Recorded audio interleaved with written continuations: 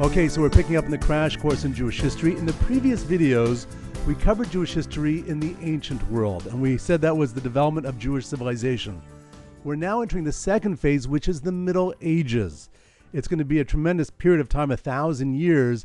But before we go through the specific events, crises, challenges, and achievements of the Jewish people during this time, we first have to understand what were the changes going on in the world that prompted this whole new historical era, not just for the Jewish people, but for the world as a whole.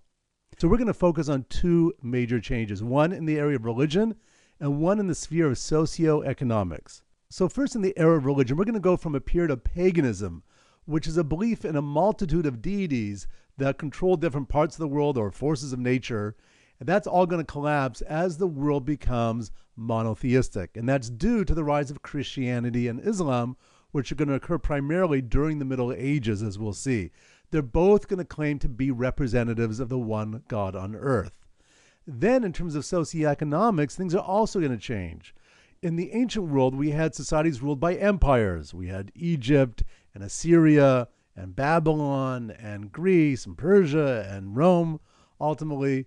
But Rome comes to an end. It grows so large and conquers so much of the world that Roman society became decadent. Eventually, it's going to be overrun by barbarians, Germanic tribes that are going to come from the north, the Visigoths, Ostrogoths, Vandals, and they're going to destroy Rome, and the world's going to become chaotic. And we're going to enter a new period called the feudal system.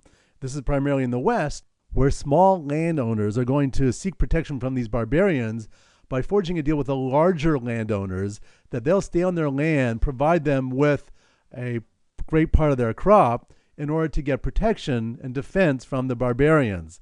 That's going to be the feudal system. Now, unfortunately, the Jewish people are not going to be allowed to enter the feudal system because in order to do so, they had to take an oath in the name of Jesus, which Jews would not be prepared to do so. And therefore, during the Middle Ages, while most of the world is going to become agrarian, where people are going to live off the land, the Jewish people are going to be quite urban, as we'll see as we go through the Middle Ages. As a result of these two changes in religion and socioeconomics, due to the changes in religion with the rise of Christianity and Islam, we're going to have terrible persecutions, which we're going to have to go through. And in the feudal system, we're going to have economic hardships as we're not going to be able to survive off the land as easily as those who are living on the land and have secured a place. We're going to be moving around, unfortunately, being exiled from one country to the next. That's the state of the Jewish people as we enter the Middle Ages. Now, I want to point out one last thing, which I think is fascinating. The whole world is going through these major changes. In religion, they're giving up their idols as now the idea of one God is taking root. And economically, empires which controlled and organized the world and gave it a sense of civility and rule of law is falling apart with this chaos and the feudal system. So everything's changing the way people live their lives. The one historical constant from the ancient world that enters the Middle Ages is the Jewish people, right? Same language, same belief system, same culture, same vision. Everything's the same, and yet we're going to be tagged as the aliens, the ones that don't belong into this new world, the Middle Ages.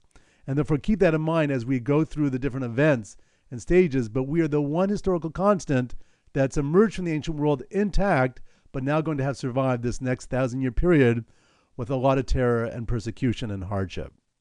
So let's do a little review. We've gone from phase one, which is the ancient world, into the Middle Ages. Two major changes, one in the area of religion, the other socioeconomics. Religion, we go from a world of paganism and the belief in many idols to now the idea of monotheism, one God, with the Christians and the Muslims carrying that idea to many parts of the world. Economically, we go from empires controlling vast parts of the world to the feudal system where people are going to be living off their land, getting protection from the larger landowners as the world has become quite dark and chaotic. Enter the Jewish people who are going to have to survive religious persecution and economic hardship for 1,000 years. We're going to cover all that in the next videos on the Middle Ages.